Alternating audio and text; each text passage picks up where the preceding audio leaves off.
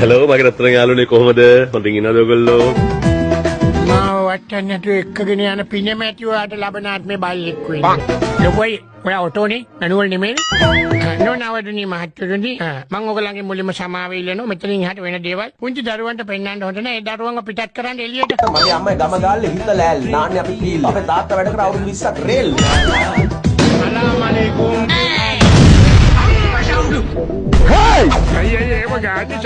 ඒකල් මොනවද කන්නේ? බතුයි පොසම් පොලයි හාමස්සයි පරිප්පු. අම්මට උඩ වෙලම මානසිකව වැටුණත් වැටෙන්න ඕනේ මෙන්න මෙහෙම තැන් වල.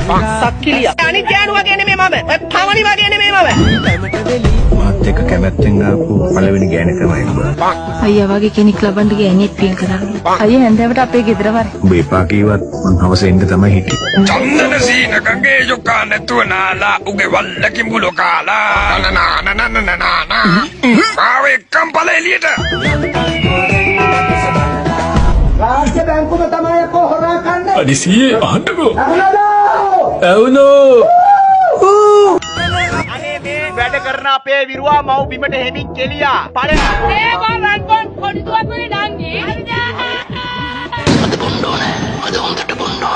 අරන් දැන් වරෙන් ආගන කනද නැ My dear ladies and gentlemen, I came here today to address